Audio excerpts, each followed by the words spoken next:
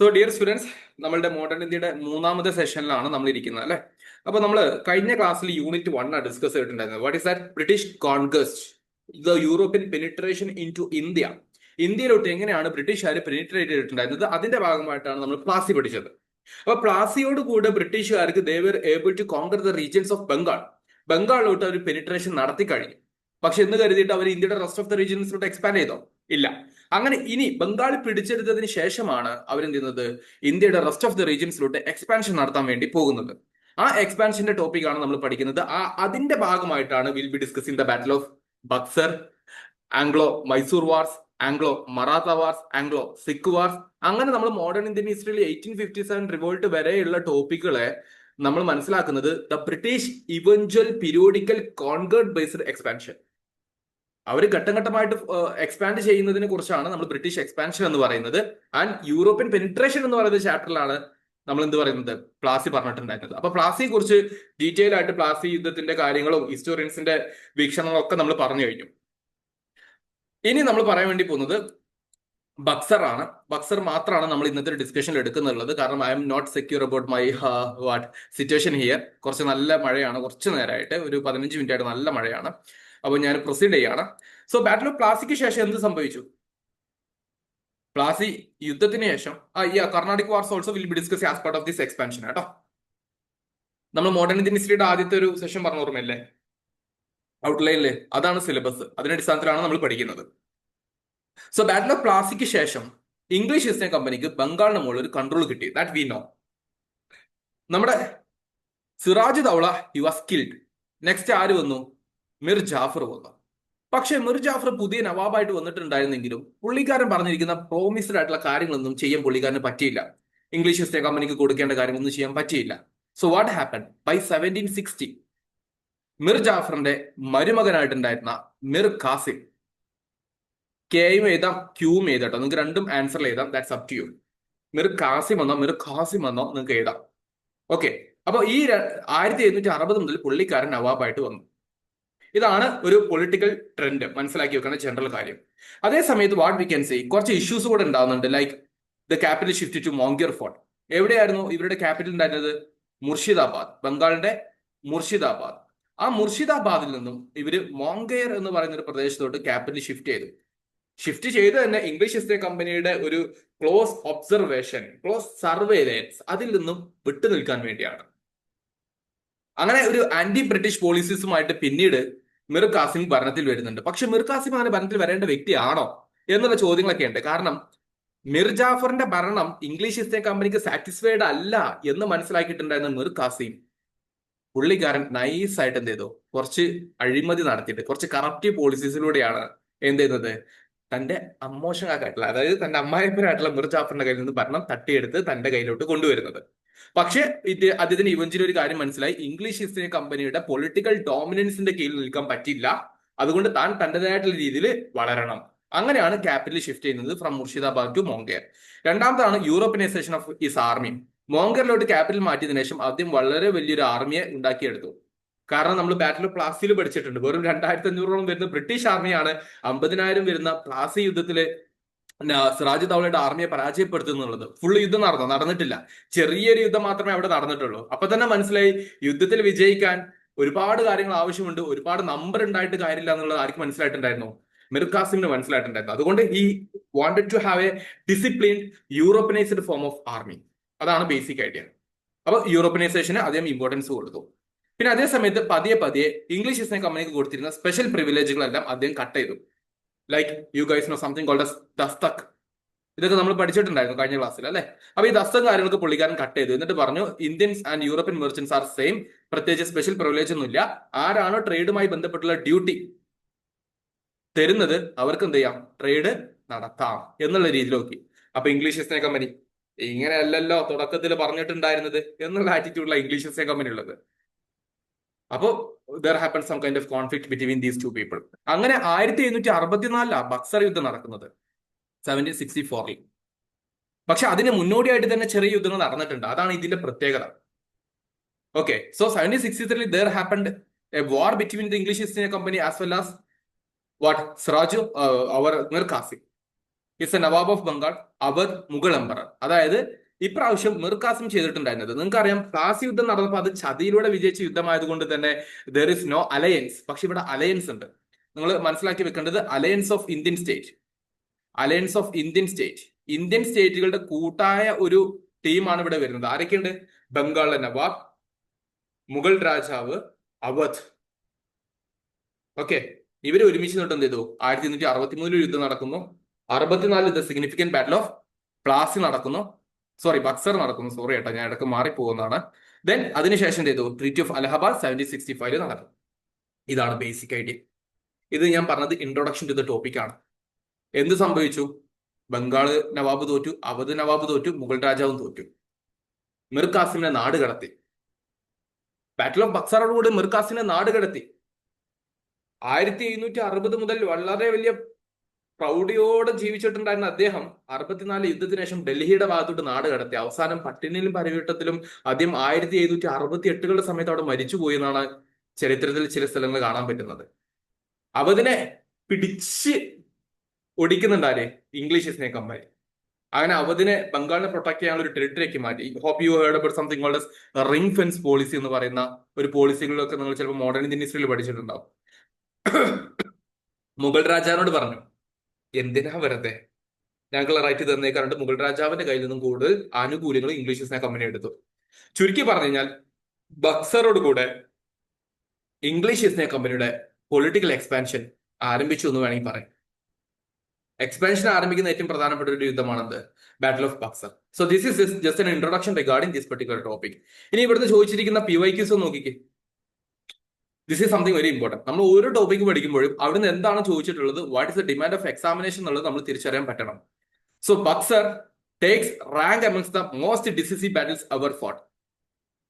ഇത് പറയാൻ തന്നെ കാരണം എന്താ? നിങ്ങൾക്ക് പരീക്ഷയ്ക്ക് ചോദ്യങ്ങൾ ചോദിക്കാൻ ചാൻസ് ഉള്ളത് ഒന്ന് battle of Plassey, battle of Buxar. ഇത് നമ്മളുടെ അനലിറ്റിക്കൽ ടൈപ്പ്, ഓരോന്നിന്റെയും സിഗ്നിഫിക്കൻസ് വെച്ചിട്ടുള്ള കാര്യങ്ങൾ, ഓരോന്നിന്റെയും ഇമ്പാക്ട് വെച്ചിട്ടുള്ള കാര്യങ്ങൾ, ഈ ടൈപ്പിലെ ക്വസ്റ്റ്യൻസ് ചോദിക്കുള്ളൂ. അപ്പൊ ഇവിടെ കൊടുത്തിരിക്കുന്ന Buxar takes rank amongst the most decisive battles ever fought. Comment. Thus ended the famous Battle of Buxar, on which depended the fate of India and which was gallantly disputed as important in its result. Comment.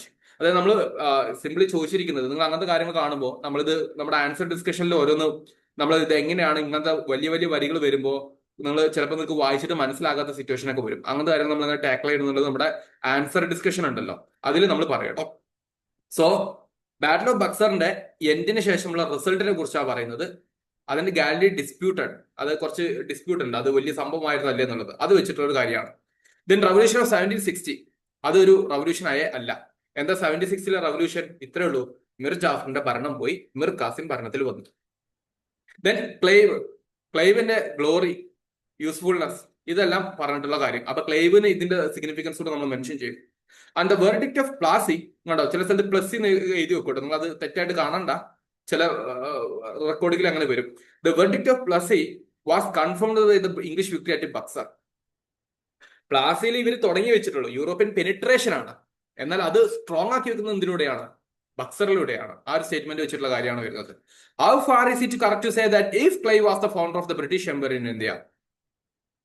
ഇന്ത്യയുടെ British എംപയറിലെ ഏറ്റവും പ്രധാനപ്പെട്ട ഒരു കഥാപാത്രം Robert Clive ആണെന്നുണ്ടെങ്കിൽ Warren Hastings was his administrative organiser. ഇത് നമ്മൾ Warren ഹേസ്റ്റിങ്സിന്റെ കാര്യം കൂടെ ബ്രിട്ടീഷ് രാജ് എന്ന് പറയുന്ന സിസ്റ്റം നമ്മൾ പഠിക്കും, നമുക്ക് സിലബസിൽ പഠിക്കാനുണ്ട്.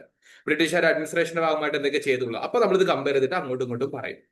ഇതാണ് ബേസിക് ആയിട്ടുള്ള ഐഡിയ. ഇങ്ങനെ നോക്കിക്കേ, ഒരു 6ഓളം ക്വസ്റ്റ്യൻസ് ഇവിടുന്ന് ചോദിച്ചിട്ടുണ്ട്. ഈ 6ഓളം ക്വസ്റ്റ്യൻസ് വെച്ചിട്ട് തന്നെ നമ്മൾ ഈ ടോപ്പിക്കിന്റെ എല്ലാ ഭാഗങ്ങളും പഠിക്കുമ്പോൾ will get much more idea. Okay, അപ്പോ ഇവിടെ നിങ്ങൾ കൃത്യമായിട്ട് മനസ്സിലാക്കി വെക്കേണ്ട ഒരു കമ്പാരിസൺ ഞാൻ അവിടെ കൊടുത്തിട്ടുണ്ട്. This is something very important. ഇത് ഞാൻ നിങ്ങൾക്ക് തരുന്ന ഹാൻഡ് ഔട്ടിലുണ്ട് കേട്ടോ. ബാറ്റിൽ ഓഫ് പ്ലാസി എന്ന് പറയുന്നത് എന്താണ്? പൊളിറ്റിക്കൽ കൺട്രോൾ ഓഫ് ബംഗാൾ ബ്രിട്ടീഷുകാർക്ക് കിട്ടിയെന്നുള്ളതാണ്. As I mention, the European penetration into ഇന്ത്യയിലെ ബംഗാൾ പെനിട്രേഷൻ ആണ് അവർ കണ്ടിട്ടുണ്ടായിരുന്നത്. അതിൽ ബിട്രയൽ ഉണ്ട് അല്ലെ, ബിട്രയൽ കാര്യങ്ങളാണ് വന്നിട്ടുണ്ടായിരുന്നത്, deceit and that beginning of the British ascendancy. ബ്രിട്ടീഷുകാർ പതിയെ ഭരണത്തിൽ വരുന്നതിന് തുടക്കമായിരുന്നു അത്. എന്നാൽ ബക്സറോ ബ്രിട്ടീഷ് സുപ്രീമസിയാണ് വരുന്നത്.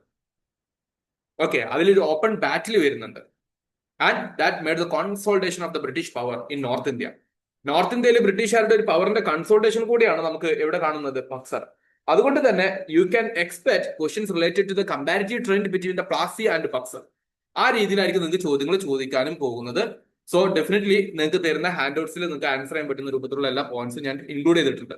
ഓക്കെ, നൗ 76-ലെ ട്രീറ്റി. എന്താ 76-ലെ ട്രീറ്റി? ഇത്രയേ ഉള്ളൂ. മിർ ജാഫറിന്റെ കയ്യിൽ നിന്ന് ഭരണം പോയി. Mir Jafar he lost the power. Now Mir കാസിമാണ് ഭരണത്തിൽ വരുന്നത്. So it's a treaty between Mir Qasim and Vansittart. ബംഗാളിന്റെ പുതിയ ഗവർണർ ആയിരുന്നു വാൻസിറ്റാർ. അതായത് നമുക്കറിയാം പ്ലാസിയുടെ സമയത്ത് ആരാണ്ടായിരുന്നത്? നമ്മുടെ റോബർട്ട് ക്ലൈവ്. പിന്നെ റോബർട്ട് ക്ലൈവ് തിരിച്ചുപോയി, റിച്ച് ആയിട്ട് തിരിച്ചുപോയി. യുദ്ധത്തിന് ശേഷം ഒരുപാട് ലക്ഷക്കണക്കിന് ഉറുപ്പിക കിട്ടിയിട്ട് പുള്ളിക്കാരൻ ലണ്ടനിലോട്ട് തിരിച്ചു പോകുന്നുണ്ട്.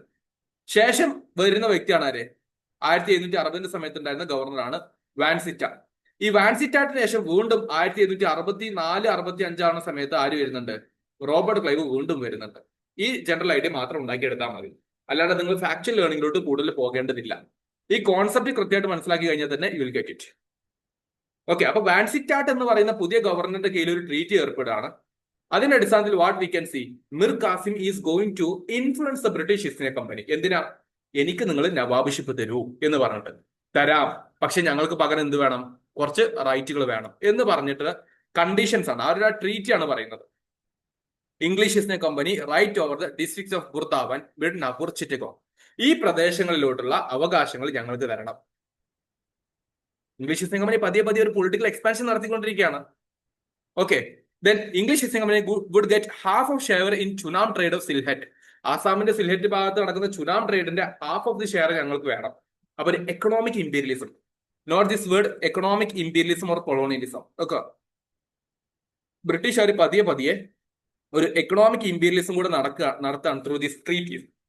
ഇത് തന്നെയാണ് ഈ ടേം കുറച്ച് ഇമ്പോർട്ടന്റ് ആണ്, നിങ്ങൾ പഠിച്ചു വെച്ചോ. കാരണം ഈ ടേം വെച്ചിട്ട് തന്നെ നിങ്ങൾക്ക് ബ്രിട്ടീഷുകാരുടെ എല്ലാ ആക്ടിവിറ്റിയും നിങ്ങൾക്ക് സബ്സ്റ്റാൻഷിയേറ്റ് ചെയ്യാൻ വേണ്ടി പറ്റും. ഫോർ എക്സാമ്പിൾ, ഇതിനുശേഷം നടക്കുന്ന ട്രീറ്റി ആണല്ലോ 1765-ലെ ട്രീറ്റി. ആ 65-ലെ ട്രീറ്റിലേക്ക് എക്കണോമിക് ഇമ്പീരിയലിസം എന്ന് പറയുന്ന കാര്യം പറയട്ടോ. ചുണ്ണാം. ഓക്കെ, ചുണ്ണാമാണ് പറയുന്നത് കേട്ടോ. Fine. Then Mir Qasim agreed to pay off the outstanding dues of the company. കമ്പനിക്ക് മിർ ജാഫർ അമോഷാക്ക് കൊടുക്കാനൊക്കെ ഞാൻ കൊടുത്ത് വിട്ടാന്ന് പറഞ്ഞു. എങ്ങനെയാ? പുള്ളിക്കാരൻ അതിന്റെ ഭാഗമായിട്ടുള്ള കച്ചവടം, പുള്ളിക്കാരന്റെ പേഴ്സണൽ സ്വത്തും കാര്യങ്ങളൊക്കെ കൊടുത്തിട്ട് പവർ കിട്ടാൻ വേണ്ടി പൈസ കൊണ്ട് ബ്രൈബ് ചെയ്യാണ് ചെയ്തിട്ടുണ്ടായിരുന്നത്. ഇറ്റ് ഈസ് സെഡ് ദാറ്റ് 25 ലക്ഷം രൂപ ഒന്ന് ബ്രൈബറി നടത്തിയിട്ടുണ്ടെന്ന് ചില പുസ്തകങ്ങൾ കാണാൻ പറ്റും കേട്ടോ. Then Mir Qasim agreed to pay 5 lakh rupees to English East India Company's war efforts in South India. ഇതാണ് അടുത്ത ഏറ്റവും significant point. English East India കമ്പനിക്ക് സൗത്ത് ഇന്ത്യയിൽ ഉണ്ടാകുന്ന അവരുടെ യുദ്ധങ്ങൾ, അത് കർണാട്ടിക് വാർ ഉൾപ്പെടെയുള്ള കാര്യങ്ങൾ, അതിലോട്ട് 5 ലക്ഷം രൂപ ആര് കോൺട്രിബ്യൂട്ട് ചെയ്യുന്നു? മിർ കാസിം കോൺട്രിബ്യൂട്ട് ചെയ്യുന്നു. അതുകൊണ്ടാണ് പറയുന്നത് ബക്സാർ യുദ്ധവും അല്ലെങ്കിൽ പ്ലാസിക്ക് ശേഷമുള്ള ഒരു സിറ്റുവേഷൻ ബംഗാൾ പിടിച്ചെടുത്തതോടുകൂടിയാണ് ഇംഗ്ലീഷ് ഈസ്റ്റ് ഇന്ത്യ കമ്പനിയുടെ എക്സ്പാൻഷൻ നല്ലതുപോലെ നടക്കുന്നത്. കാരണം എന്താ? With the wealth of the Bengal they are going to conquer the rest of the regions. അതിന് അവർക്ക് ലണ്ടനിൽ നിന്ന് ക്യാഷ് വരേണ്ട, ഇന്ത്യയിൽ നിന്ന് തന്നെ ക്യാഷ് എടുത്തിട്ട് ഇന്ത്യക്കാരുടെ പ്രദേശങ്ങൾ പിടിച്ചെടുക്കും. അതാണ് അവരുടെ പോളിസി ഉണ്ടായിരുന്നത്. അപ്പൊ ഈ രീതിയിൽ ഈ ടോപ്പിക്കുകൾ ഒന്ന് മനസ്സിലാക്കി വെക്കുക. ഒന്ന് ഡിസ്ട്രിക്ട് എക്സ്പാൻഷൻ, രണ്ടാമത്തത് എക്കണോമിക് ഷെയർ, മൂന്നാമത്തത് പെൻഡിങ് ആയിട്ടുള്ള ഡ്യൂകളൊക്കെ എന്ത് ചെയ്യുക? സോൾവ് ചെയ്യുക. Then 5 lakh rupees South Indian war എഫേർട്ടിന് ചെലവാക്കുക. ഈ കാര്യങ്ങൾ അംഗീകരിച്ചുകൊണ്ട് എന്ത് ചെയ്തു? മിർ ജാഫറിന്റെ കയ്യിൽ നിന്നും ഭരണം മിർ കാസിമിന് കൊടുത്തു. പക്ഷെ ഞാൻ പറഞ്ഞ പോലെ മിർ കാസിമും ഭരണം കിട്ടിയതിനു ശേഷം മിർ കാസിമിന് മനസ്സിലായി എന്ത്? തന്നെ കൊണ്ട് ഇത് കൂട്ടിയാ കൂടാ പോകുന്നില്ല, അതുപോലെ ഇംഗ്ലീഷ് ഈസ്റ്റ് ഇന്ത്യ കമ്പനിക്ക് ഇത്ര സ്വാതന്ത്ര്യം കൊടുത്തുകൂടാന്നുള്ളത്. അതുകൊണ്ട് പുള്ളിക്കാരൻ കുറച്ച് മെഷേഴ്സ് എടുക്കുന്നു. എന്തൊക്കെയാണ് ആ മെഷേഴ്സ് വരുന്നത്? യെസ്, ആ മെഷേഴ്സ് ആണ് ഇനി പറയുന്നത്. ഒന്ന്, നമ്മൾ ഓൾറെഡി പറഞ്ഞു, ഈ shift the capital from Murshidabad to Monghyr in Bihar, ബ്രിട്ടീഷുകാരുടെ കയ്യിൽ നിന്നും ഇൻഫ്ലുവൻസ് മാറ്റാൻ വേണ്ടി. രണ്ടാമത്തത് ബ്യൂറോക്രസി അദ്ദേഹം റീ ഓർഗനൈസ് ചെയ്തു. എങ്ങനെയാ? ബ്രിട്ടീഷുകാരുടെ കുറച്ച് ശിങ്കടിമാരുണ്ടായിരുന്നു, അവരൊക്കെ മാറ്റിയെടുത്തിട്ട് തന്റെ കൂടെ നിൽക്കാൻ പറ്റുന്ന ലോയൽ ആയിട്ടുള്ള ആൾക്കാരെ, you can bring that word, loyal ഓഫീസേഴ്സിനെ കൊണ്ടുവന്നു. അപ്പൊ ഇങ്ങനത്തെ കീവേഡ്സുകളൊക്കെ ഒന്ന് വേണമെങ്കിൽ ഒന്ന് എഴുതി വെക്കുക, പഠിക്കുകയോ ചെയ്ത് കഴിഞ്ഞാൽ നിങ്ങൾക്ക് ആൻസർ അത് റിഫ്ലക്ട് ചെയ്യാൻ വേണ്ടി പറ്റും. And set up factories for the manufacture of weapons. കണ്ടോ, സ്വന്തമായിട്ടുള്ള ഒരു അമ്യൂണീഷൻ ഉണ്ടാക്കാൻ, വെപ്പൺ സെന്റർ ഉണ്ടാക്കാൻ. And Europeanisation of army. ഇത് 4 പ്രധാനപ്പെട്ടതാണ്. ഇത് 4 ചെയ്തു എന്ന് മാത്രമല്ല, ഇതിനേക്കാൾ അപ്പുറത്തോട്ട് കുറച്ച് കാര്യങ്ങളുണ്ട്. ലൈക്ക് രാം നാരായൺ, ബീഹാറിലെ ഡെപ്യൂട്ടി ഗവർണറാണ്. പുള്ളിക്കാരൻ പറഞ്ഞു, അതായത് ഈ ബീഹാർ എന്നൊക്കെ പറഞ്ഞാൽ ബംഗാളിന്റെ ഭാഗം തന്നെയാണല്ലോ അന്ന്. പുള്ളിക്കാരൻ പറഞ്ഞു, നിങ്ങളുടെ ഈ ക്യാപിറ്റൽ ഷിഫ്റ്റും കാര്യങ്ങളും ഞങ്ങൾ അംഗീകരിക്കില്ല, കാരണം രാംനാരായൺ വാസ് അലൈ of English East India company. അപ്പൊ ഇംഗ്ലീഷ് ഈസ്റ്റ് ഇന്ത്യ കമ്പനിയുടെ കൂട്ടുകാരനെ അതുകൊണ്ട് പുള്ളിക്കാരൻ പറഞ്ഞു, എന്തിനാ ബാബ് എന്നുള്ള രീതിയിലാണ് ഉണ്ടായിരുന്നത്. അപ്പോൾ കുറച്ച് കോൺഫ്ലിക്റ്റ് ഉണ്ടായിരുന്നു വിത്ത് റീജിയണൽ ആയിട്ടുള്ള ഇംഗ്ലീഷ് ഈസ്റ്റ് ഇന്ത്യ കമ്പനിയുടെ ശിങ്കടിമാരുമായിട്ട്. പിന്നെ നിങ്ങൾക്കറിയാം, ദസ്തക്കിന്റെ മിസ്യൂസിന്റെ ഭാഗമായിട്ട് വാട്ട് വി കൻ സി, എല്ലാ ഇന്ത്യൻ ഡ്യൂട്ടീസും അബോളിഷ് ചെയ്തിട്ട് ഇന്ത്യൻ മെർച്ചൻസും യൂറോപ്യൻ മെർച്ചൻസും സെയിം ആണ്, as we mention in the first. പക്ഷെ ബ്രിട്ടീഷുകാർ എന്ത് ചെയ്തു, അവർക്ക് അവരുടെ പ്രിഫറൻഷ്യൽ ആയിട്ടുള്ള പ്രിവിലേജ് വേണം എന്ന് തന്നെ അവർ ആഗ്രഹിച്ചു. ഓക്കെ, വാൻസിറ്റാർട്ട് എന്ന് പറയുന്ന ഗവർണർ എന്ത് ചെയ്തു, he wanted nawab to reduce the military expenditure. അപ്പൊ അങ്ങനത്തെ കുറച്ച് കാര്യങ്ങളൊക്കെ ചെയ്തപ്പോൾ നവാബ് ചെയ്യാൻ തീരുമാനിച്ച്, നവാബ് പറഞ്ഞു, this is my land, I will do with my wishes, ഞാൻ എന്റെ ആഗ്രഹപ്രകാരം ചെയ്യും എന്നുള്ള രീതിയിൽ നവാബ് മാറിയപ്പോ ഇംഗ്ലീഷ് ഈസ്റ്റ് ഇന്ത്യ കമ്പനിക്ക് മനസ്സിലായി മിർ ജാഫറിനേക്കാളും പ്രശ്നക്കാരനാണ് ആര്, മിർ ഖാസിം എന്നുള്ളത്. So there one particular battle became very important. അങ്ങനെയാണ് ബക്സർ യുദ്ധം നടക്കുന്നത്. ബക്സർ യുദ്ധം എന്ന് പറയുന്നത് എന്താണ്, as I mention, is A ബാറ്റിൽ. ഇവിടെ എന്ത് ചെയ്തിട്ടുണ്ട്, ഒരുപാട് യുദ്ധം നടന്നിട്ടുണ്ട്. യുദ്ധം നടന്നിട്ടുണ്ടെന്ന് മനസ്സിലാക്കി വെക്കുക. അത് പറയാൻ കാരണം, പ്ലാസിയിൽ വല്ലാണ്ട് എന്ത് ചെയ്തിട്ടില്ല, യുദ്ധം നടന്നിട്ടില്ല. അവിടെ ചതിയിലൂടെയാണ് വിജയിക്കുന്നത്. പക്ഷെ ഇവിടെ യുദ്ധത്തിലൂടെയാണ് ആര് വിജയിക്കുന്നത്, ഇംഗ്ലീഷ് ഈസ്റ്റ് ഇന്ത്യ കമ്പനി വിജയിക്കുന്നത്. ഇതാണ് ബേസിക് ഐഡിയ. ആരൊക്കെ ഉണ്ടായിരുന്നു ഒരു ഭാഗത്ത് നമ്മളുടെ നവാബ്, പ്ലസ് ബംഗാളിന്റെ ഭാഗത്ത് നവാബ് ഉണ്ട്, അവധ്, അതായത് ഇന്നത്തെ ഉത്തർപ്രദേശിന്റെ ഭാഗത്ത് ആരുണ്ടായിരുന്നു, Shujauddaula of this Awadh, then Shah Alam second of the Mughal king. ഇവരുടെ നോക്കി, ഇതൊക്കെ ഇന്ത്യൻ നാട്ടുരാജ്യങ്ങളാണ്. ഇവരുടെ ഒരു അലയൻസ് ആണ് ഉണ്ടായിരുന്നത്. ഈ alliance that is going to face the English East India Company. പക്ഷേ ഇംഗ്ലീഷ് ഈസ്റ്റ് ഇന്ത്യ കമ്പനി വിജയിച്ചു, ഇവരൊക്കെ പരാജയപ്പെടുത്തി കളഞ്ഞു എന്നുള്ളതാണ്. അതാണ് ബാറ്റിൽ ഓഫ് ബക്സാറിന്റെ ഒരു പ്രധാനപ്പെട്ട സിഗ്നിഫിക്കൻസ്. ഇന്ത്യൻ അലയൻസിനെ പരാജയപ്പെടുത്തി യൂറോപ്യൻ ഡോമിനേഷൻ കാണിച്ചു, ബ്രിട്ടീഷുകാരുടെ സുപ്രീമസി കാണിച്ചു കൊടുത്തു എന്നുള്ളതാണ്. ഓക്കെ, ബ്രിട്ടീഷുകാരുടെ പ്രധാനപ്പെട്ട കമാൻഡർ ആയിരുന്നു Hector Munro, sir Hector Munro എന്ന് പറയുന്ന ആളാണ് കേട്ടോ. ഈ പേരോട് ഒന്ന് ജസ്റ്റ് പഠിച്ചു വെച്ചോ, ഹെക്ടർ മൺട്രോ. പിന്നീട് ആര് വന്നു, റോബർട്ട് ക്ലൈവ് വരുന്നുണ്ട്. എന്നിട്ട് there happen the treaty of Allahabad. Allahabad treaty നടക്കുന്ന ആരൊക്കെ തമ്മിലാ, ഒന്ന് മുഗൾ രാജാവാണ്, രണ്ട് ഷുജാഉദ്ദൗളയാണ്. ആരോട് ചർച്ചയില്ല, ബംഗാളിലെ നവാബായിട്ടുണ്ടായിരുന്ന മിർ ഖാസിമിനോട് ചർച്ച പോലില്ല. പുള്ളിക്കാരൻ നാട് കടത്തി, ജീവൻ വേണോ നാട് വിട്ടോ. ചർച്ച ആരോട് മാത്രമായി, ഈ രണ്ടുപേരുടെ, അവധ് മുഗൾ രാജാക്കന്മാർ. എന്തായാലും ബംഗാൾ അവർക്ക് കിട്ടിയെന്ന് ഉറപ്പായി. ഇനി എന്താ ചെയ്യേണ്ടത്, അപ്പുറത്തുള്ള അവധ് റീജിയനും മുഗൾ രാജാവിന്റെ എന്ത് ചെയ്യണം, അവരുടെ കയ്യിൽ നിന്നുകൂടെ കുറച്ചുകൂടെ അവകാശങ്ങൾ കിട്ടണം എന്നുള്ള രീതിയിൽ എന്ത് ചെയ്യുന്നുണ്ട്, English East India company behave ചെയ്യുന്നുണ്ട്. അങ്ങനെയാണ് ട്രീറ്റി ഓഫ് അലഹബാദ് നടക്കുന്നത്. ഈ ട്രീറ്റി വളരെ ഇമ്പോർട്ടന്റ് ആണ്. നിങ്ങൾക്ക് ബക്സർ യുദ്ധവുമായി ബന്ധപ്പെട്ട് എന്ത് ക്വസ്റ്റ്യൻ ചോദിക്കുകയാണെങ്കിലും ഈ ട്രീറ്റി ഓഫ് അലഹബാദ് നിങ്ങൾക്ക് മെൻഷൻ ചെയ്യാൻ പറ്റണം. ഓക്കെ, നമുക്ക് ഓരോന്നും നോക്കാം, പ്രൊവിഷൻസും കാര്യങ്ങളും നോക്കാം. ഇതിൽ ഒന്നാമത്തെ കാര്യം നോക്കിക്കേ, English East India company got the revenue rights. Revenue റൈറ്റിനെ വിളിക്കുന്ന പേരാണ് ദിവാനി. രണ്ട് വാക്കുണ്ടെന്ന് പഠിച്ചു വെച്ചോ. ദിവാനി എന്ന് പറഞ്ഞു കഴിഞ്ഞാൽ that is revenue rights. Revenue rights. Nizamat എന്ന് പറഞ്ഞു കഴിഞ്ഞാൽ അഡ്മിനിസ്ട്രേഷൻ ആണ്. Administration. Okay, so English is a company called the Diwani rights over Bengal, Bihar, Orissa. We'll simply call it as BBO. Bengal, Bihar, ഒറീസയുടെ ഭാഗത്ത് ഇനി റവന്യൂ കളക്ഷൻ റൈറ്റ് ഇവിടെ ആർക്ക് കിട്ടി, English East India കമ്പനിക്ക് കിട്ടി. ആ നിസാമത്ത്, അതായത് administration, that is the police and judicial, അത് നവാബിന് കൊടുത്തു. കാരണം എന്താ, ഇംഗ്ലീഷ് ഈസ്റ്റ് ഇന്ത്യ കമ്പനിക്ക് ഇവിടെ ഭരിച്ചു മുടിപ്പിച്ചു എന്നുള്ള ദുശീലത്തിന്റെ പേരൊന്നും വേണ്ട, റെസ്പോൺസിബിലിറ്റി ഏറ്റെടുക്കാൻ ഞങ്ങൾക്ക് താല്പര്യമില്ല. ഞങ്ങൾക്ക് ആകെ എന്ത് ചെയ്താൽ മതി, റവന്യൂ കിട്ടിയാൽ മതി. Why this revenue? To utilise for further campaigns. പക്ഷെ ഈ നവാബിനെ അപ്പോയിന്റ് ചെയ്യുന്നത്, നവാബ് ആരായിരിക്കണം എന്ന് വരെ ആര് തീരുമാനിച്ചിട്ടുണ്ടായിരുന്നു, English East India company. So what we can see, there happen some kind of dual government. ഇതിനാണ് dual government after the treaty of Allahabad എന്ന് വിളിക്കുന്നത്. ദിവാനി അഡ്മിനിസ്ട്രേഷൻ, നിസാമത്ത് അഡ്മിനിസ്ട്രേഷൻ, അല്ലെങ്കിൽ ദിവാനി റൈറ്റ്, നിസാമത്ത് റൈറ്റ്. ദിവാനി എന്ന് പറയുന്ന ടാക്സേഷൻ ആണ്, അത് ഇംഗ്ലീഷ് ഈസ്റ്റ് ഇന്ത്യ കമ്പനി നേരിട്ടെടുത്തു. Nizamat indirectly ബ്രിട്ടീഷുകാർ കൺട്രോൾ ചെയ്തു. അങ്ങനെ ബംഗാളിന്റെ ഭാഗത്ത് രണ്ട് അഡ്മിനിസ്ട്രേഷൻ ഉണ്ടായിരുന്നു. ഓക്കെ, ഇതാണ് ബേസിക് കാര്യം.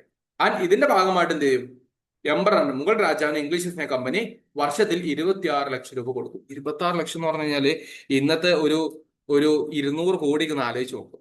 ആ കാര്യമായിരിക്കും ഉണ്ടാകുന്നത്. പക്ഷേ അതൊന്നും ഒന്നുമല്ല ആ സമയത്ത്. കാരണം അന്ന് ലോകത്തെ ഏറ്റവും റിച്ചസ്റ്റ് ആയിട്ടുള്ള സിറ്റികളിൽ ഒന്നായിരുന്നു ബംഗാൾ. ലണ്ടൻ സിറ്റിയേക്കാളും റിച്ച് ആയിരുന്നു ബംഗാൾ. ഓക്കെ, ബംഗാളിന്റെ ഒരു പണം ഉണ്ടെങ്കിൽ മാത്രം യൂറോപ്പ് മുഴുവൻ വാങ്ങിക്കാൻ പറ്റുമായിരുന്നു. അപ്പൊ അത്രയും വരുന്ന പ്രദേശത്ത് നിന്ന് 26 ലക്ഷം രൂപ എംബറിന് കൊടുക്കാന്ന് പറഞ്ഞു. പകരം ഈ അവകാശങ്ങൾക്ക് ആർക്ക് കിട്ടി? ഇംഗ്ലീഷ് ഈസ്റ്റ് ഇന്ത്യ കമ്പനിക്ക് കിട്ടി. അതേ സമയത്ത് അവധിലെ ഭരണാധികാരിയായിട്ടുണ്ടായിരുന്ന ഷുജാവ് ദൗളെ എന്ന് വിളിച്ചു വരുത്തിയിട്ട് പറഞ്ഞു, വാ മോനെ വാ, നീ നവാബിനെ സപ്പോർട്ട് ചെയ്തു അല്ലെ, നിനക്ക് കാണിച്ചു തരാം. നിനക്ക് എന്ത് ചെയ്തു? അവധ് തിരിച്ചു കൊടുത്തു. പക്ഷെ അലഹബാദ് എന്ന് പറയുന്ന പ്രദേശം, നമ്മുടെ ട്രീറ്റി ഓഫ് അലഹബാദ് മറക്കണ്ട, ഈ അലഹബാദ് എന്ന് പറയുന്ന പ്രദേശം, അതുപോലെ കോര എന്ന് പറയുന്ന പ്രദേശം എന്ത് ചെയ്തു? ഇത് ഇംഗ്ലീഷ് ഈസ്റ്റ് ഇന്ത്യ കമ്പനി അങ്ങ് എടുത്തു. ഇനി മുതൽ ഈ ടെറിട്ടറി ഞങ്ങളുടേതാണെന്ന് പറഞ്ഞിട്ട് ആർക്ക് നഷ്ടം? ഷുജാവ് ദൗളക്ക് നഷ്ടം. 53 ലക്ഷം രൂപ നമ്മൾ വാർ ഇൻഡെംനിറ്റി ആയിട്ട് തരണം. ഈ 53 ലക്ഷം ഉണ്ടെങ്കിൽ 26 ലക്ഷം കൊടുക്കാൻ വല്ല പണിയുണ്ടോ? 2 വർഷത്തേക്കുള്ള പരിപാടി തീർന്നില്ലേ? നിങ്ങൾ ആലോചിച്ച് നോക്ക്. ഇംഗ്ലീഷ് ഈസ്റ്റ് ഇന്ത്യ കമ്പനി സ്വന്തം പോക്കറ്റിൽ കൊടുക്കുന്നതാണോ നിങ്ങൾ വിചാരിച്ചേ? നോ. അപ്പുറത്തുനിന്ന് വാങ്ങിച്ചിട്ട് ഇങ്ങോട്ട് കൊടുക്കും. എന്നിട്ട് ഇവരെന്താണ്? ഫ്രീ ആയിട്ട് ഇവർ എൻജോയിങ് ചെയ്തുകൊണ്ടിരിക്കുക അവരുടെ പ്രിവിലേജുകളും റൈറ്റുകളും ഒക്കെ. And English resident at Awadh, അവധിൽ എന്ത് ചെയ്തു? ഇംഗ്ലീഷുകാരുടെ ഒരു റെസിഡന്റിനെ അപ്പോയിന്റ് ചെയ്തു. അതായത് അവധിന്റെ ഇന്റേണൽ ഓട്ടോണമി കുറഞ്ഞുപോയി. അവരുടെ ഇന്റേണൽ ഓട്ടോണമി കുറഞ്ഞുപോയി. കാരണം എന്താ? ഈ റെസിഡന്റ് എന്ന് പറയുന്ന ഈ അംബാസഡർ പറയുന്നത് പോലെ ആയിരിക്കും ഇനി അവധിന്റെ ഫോറിൻ പോളിസി, അവരുടെ പല ഡിസിഷൻസ് വരാൻ വേണ്ടി പോകുന്നത്. And duty free trade in Awadh. And there happen the defence agreement under the expense of Nawab. Defence agreement under the expense of Nawab. നോക്കിക്കേ, ഡിഫൻസ് അഗ്രിമെന്റ് നടത്തി under the expense of English East India company അല്ല, നവാബ്. നവാബ് കൊടുത്തോളം ഞങ്ങളുടെ മിലിറ്ററിയുടെ പൈസയും കാര്യങ്ങളൊക്കെ എന്നുള്ള രീതിയിലാണ് ഈ ഒരു കാര്യം പറഞ്ഞു വെക്കുന്നത്. So this is the basic idea regarding the treaty of Allahabad. Just ഒന്ന് വായിച്ചു നോക്കിക്കേ പ്രൊവിഷൻസ് ഒന്ന്. Just read it guys, just read it. എന്നിട്ട് നമുക്ക് ബാക്കിയുള്ള കാര്യങ്ങളോട് പറയാം. എന്നിട്ട് എങ്ങനെയാണ് ക്വസ്റ്റ്യൻ വരുന്നത്, എങ്ങനെ നിങ്ങൾ അത് ആൻസർ ചെയ്യണം എന്നുള്ള കാര്യം കൂടി ഞാൻ പറഞ്ഞുതരാം കേട്ടോ.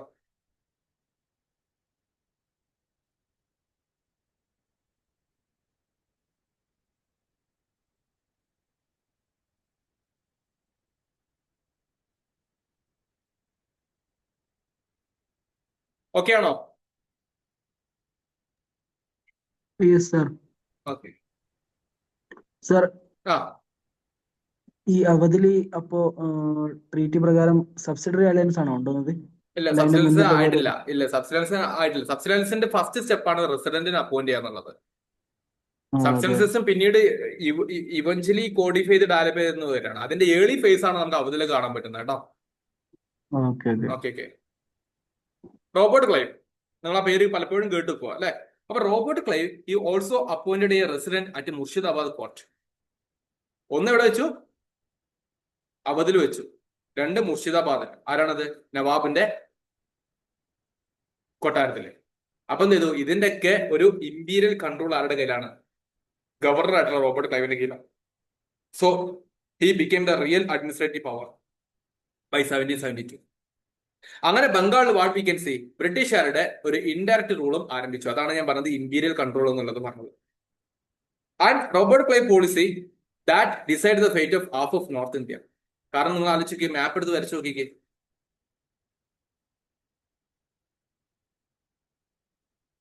ഇതാണ് ബംഗാൾ റീജിയൻ, ഇതാണ് അവധ്, ഇതാണ് മുഗൾ ടെറിട്ടറി. കണ്ടോ? Half of the north India തീരുമാനം ഇതിൽ സംഭവിച്ചു.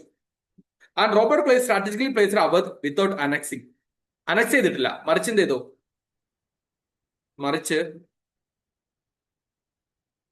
ഇതാണ് ബംഗാൾ, ഇവിടെയാണ് എന്തുള്ളത്? അവധ് ഉള്ളത്. ഈ അവധിനെ മുന്നിൽ ഇങ്ങനെ വെച്ചു. എന്തിനാ? അവധിനെ ഒരു പ്രൊട്ടക്റ്റീവ് ലെയർ ആയിട്ട് ഇങ്ങനെ വെച്ചു. ആരെങ്കിലും അറ്റാക്ക് ചെയ്യണമെങ്കിൽ, ലൈക്ക് അഫ്ഗാനികൾ അറ്റാക്ക് ചെയ്യണമെങ്കിൽ അല്ലെങ്കിൽ മറാത്തകൾ അറ്റാക്ക് ചെയ്യണമെങ്കിൽ അത് ബംഗാളിനെ അറ്റാക്ക് ചെയ്യാൻ പാടില്ല. കാരണം Bengal is highly rich region. Attack ചെയ്യുകയാണെങ്കിൽ എവിടെ അറ്റാക്ക് ചെയ്തോട്ടെ? അവധിനെ അറ്റാക്ക് ചെയ്തോട്ടെ. അങ്ങനെ ഒരു ബഫർ സ്റ്റേറ്റ് ആക്കിയിട്ട് മാറ്റുന്നുണ്ട്. ആ ബഫർ സ്റ്റേറ്റ് കോൺസെപ്റ്റിനെ വിളിക്കുന്ന പേരാണ് റിംഗ് ഫെൻസ് പോളിസി. അതായത് നമ്മളുടെ സബ്സിഡി ലൈൻ സിസ്റ്റം പോളിസിയുടെ മുമ്പുണ്ടായിരുന്ന ഒരു പോളിസിയാണ് റിംഗ് ഫെൻസ് പോളിസി എന്ന് പറയുന്നത്. എന്താണ്? ചുറ്റും മതിൽ കെട്ടുന്ന രൂപത്തിലോട്ട് ബംഗാളിന്റെ മുമ്പിൽ അവധിന്റെ ടെറിട്ടറി ഇങ്ങനെ വെച്ചിട്ട് അവിടെ വെച്ചിട്ട് ഇവർ ഡിഫെൻഡ് ചെയ്യും. അറ്റാക്ക് ചെയ്യുകയാണെങ്കിൽ അവധിനെ അറ്റാക്ക് ചെയ്യാം. ബംഗാളിന്റെ എക്കണോമി അത് ബാധിക്കാൻ പാടില്ല. ഈ ഗോട്ട് ദ ഐഡിയ?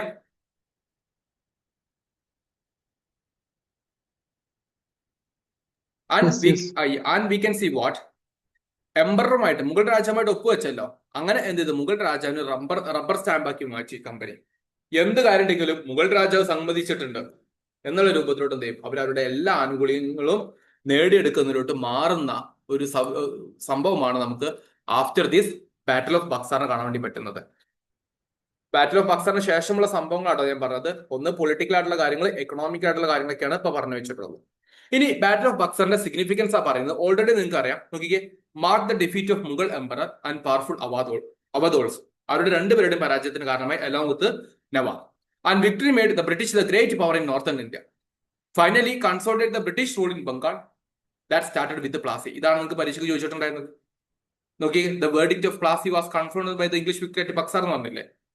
ഓക്കെ, പ്ലാസിയോട് കൂടെ ആരംഭിച്ചത് ബക്സറോടുകൂടെ അവർ നേടിയെടുത്തു. അങ്ങനെ political weakness of this Indian rulers, military shortcoming, ഇതൊക്കെ എവിഡന്റ് ആയി ഇംഗ്ലീഷ് ഈസ്റ്റ് ഇന്ത്യ കമ്പനിയുടെ ഒരു ഡോമിനൻസിന് കാരണമാവുകയും ചെയ്തു. ട്രീറ്റി ഓഫ് അലഹാബാദിന്റെ അടിസ്ഥാനത്തിൽ that established English rule in 1/8 of India. ഇന്ത്യയുടെ 1/8 ഭാഗങ്ങളിൽ, അതായത് ഞാൻ പറഞ്ഞ പോലെ north Indian half of the റീജിയനൊക്കെ ഒരൊറ്റ യുദ്ധം കൊണ്ട് 1/8 ഓഫ് ദി ഇന്ത്യ അവർക്ക് നേടിയെടുക്കാൻ വേണ്ടി പറ്റി. And English East India company the dominant force in India എന്ന രീതിയിലോട്ട് മാറാണ് ചെയ്യുന്നത്. ഓക്കെ, അങ്ങനെ അത് വെച്ചിട്ട് അവർ എന്ത് ചെയ്തു, rest of the region the British could conquer other regions of India. അത് നമ്മൾ അടുത്തൊരു സെഷനിൽ പഠിക്കും. മൈസൂർ വാർ, മറാത്ത വാർ, കർണാട്ടിക് വാർ ഒക്കെ നമ്മൾ അടുത്ത സെഷനിലായിരിക്കും പഠിക്കുന്നത്. So English East India company got both administration and revenue collection in the most prosperous region of the country. അങ്ങനെ ബംഗാൾ എന്ന് പറയുന്ന സുവർണ ഭൂമിയെ അവർ അവരുടെ കയ്യിലോട്ട് കൊണ്ടുവന്നു. പിന്നീടാണ് അതിനെ ഒരുപാട് മോശം എന്നുള്ള രൂപത്തിലോട്ട് മാറ്റുന്നത്. പണ്ട് ലോകത്തെ ഏറ്റവും റിച്ചസ്റ്റ് ലാൻഡുകൾ ഒന്നായിരുന്നു ബംഗാൾ എന്ന് പറയുന്നത്. ഓക്കെ, സമ്മറി ഇത്രയാണ്. സമ്മറി നമ്മൾ കൊടുത്തിട്ടുണ്ട്. East India company became the Paramount political force in India. Supreme ഫോഴ്സിനെ ഉപയോഗിക്കുന്ന മറ്റൊരു വാക്കാണ് പാരാമൗണ്ട്. ഇങ്ങനത്തെ നല്ല നല്ല വാക്കുകൾ കൊണ്ടുവരാണെങ്കിൽ നിങ്ങളുടെ ആൻസർ റൈറ്റിംഗ് നന്നാവും കേട്ടോ. ആൻസർ റൈറ്റിംഗിൽ ഇങ്ങനത്തെ കുറച്ച് കീവേഡ്സ് ഇമ്പോർട്ടന്റ് ആണ്. പാരാമൗണ്ട്. ദെൻ ഷുജാവ് ദൗള, പുള്ളിക്കാരനെ അവധിലെ റൂളറാക്കി നിലനിർത്തി, പക്ഷേ ഒരു ബഫർ സ്റ്റേറ്റ് ആക്കി മാറ്റി. Diwani right in Bengal English East India company കിട്ടി. നിസാമത്ത് അണ്ടർ ദർ കൺട്രോൾ കൊണ്ടുപോകുന്നു. Then superiority of the British arms and tactics over Indian armies and fall of the Mughal emperor, that itself shows what the symbolic end of the Mughal emperor authority. Mughal എംപയറിന്റെ എൻഡിന്റെ ഒരു തുടക്കം അല്ലെങ്കിൽ symbolic representation കൂടിയായിരുന്നു ആ യുദ്ധത്തിലെ പരാജയം and this treaty of Allahabad എന്നുള്ളത്. ഇതാണ് നിങ്ങൾ ബക്സർ യുദ്ധവുമായി ബന്ധപ്പെട്ടിട്ട് പഠിക്കേണ്ടത്. ഇനി നമുക്കൊരു ക്വസ്റ്റ്യൻ ഉണ്ട്. ഈ ക്വസ്റ്റ്യൻ ആൻസർ നിങ്ങൾ അടുത്ത ക്ലാസ് നമുക്ക് വ്യാഴാഴ്ചയാണ് വരുന്നത്. അതിന്റെ മുന്നേ നിങ്ങൾ എല്ലാവരും എഴുതിയിട്ട് ഗ്രൂപ്പിൽ PDF ആയിട്ട് ഇട്ടേക്കണം. ക്വസ്റ്റ്യൻ ഇതാണ്: examine the battle of Buxar as a turning point in the relationship between the British and the Indian princely state and this is for 10 marks. 10 മാർക്സിന്റെ ഒരു ക്വസ്റ്റ്യൻ ആണ്. എല്ലാവരും ആൻസർ ചെയ്യാൻ നമ്മൾ അത് ഡിസ്കസ് ചെയ്യും. ഇതാണ് ഇന്നത്തെ ക്ലാസ്സിലുള്ളത്. ഞാൻ നിങ്ങൾക്ക് ഇതുമായി ബന്ധപ്പെട്ടിട്ട് ഞാൻ നിങ്ങൾക്ക് വായിക്കാൻ വേണ്ടി ബക്സർ യുദ്ധം മാത്രം വായിക്കാൻ വേണ്ടിയുള്ള ഒരു ഹാൻഡ് ഔട്ട് തരാം. ആ ഹാൻഡ് ഔട്ട് വളരെ നല്ല രീതിയിൽ നിങ്ങൾ വായിച്ചു നോക്കുക. അത് മതി, അതിലുണ്ടെല്ലാം. അതിനേക്കാൾ അപ്പുറത്തോട്ട് നിങ്ങളൊന്നും പഠിക്കുകയും ചെയ്യരുത്. അങ്ങനെ റിസോഴ്സ് ലിമിറ്റ് ചെയ്തിട്ട് അത് കൃത്യമായിട്ട് മനസ്സിലാക്കിയിട്ട് അതിനനുസരിച്ച് നിങ്ങൾ ക്വസ്റ്റ്യൻസ് ആൻസർ ചെയ്യാൻ വേണ്ടി ശ്രമിക്കുക. എന്നിട്ട് നമുക്ക് ഇമ്പ്രൂവ്മെന്റ് കൊണ്ടുവരണം. അത് മതി. നിങ്ങൾ അല്ലാതെ ഒരുപാട് പുസ്തകങ്ങളുടെ പിന്നാലെ പോകാൻ നിൽക്കരുത്. ഞാൻ പറഞ്ഞു, നിങ്ങൾക്ക് ആവശ്യമുള്ള നോട്ട്സും കാര്യങ്ങളൊക്കെ ഞാൻ തരുന്നുണ്ട്. അപ്പൊ ആ നോട്ട് ഞാൻ ഇപ്പോൾ നമ്മുടെ ഗ്രൂപ്പിൽ ഇട്ട് തരും. അപ്പൊ ഗ്രൂപ്പിൽ നിന്ന് നിങ്ങൾ അത് എടുത്തിട്ട് വായിക്കുക. എന്നിട്ട് ക്വസ്റ്റ്യൻ ആൻസർ ചെയ്യാൻ വേണ്ടി ശ്രമിക്കുക. ഓക്കെ.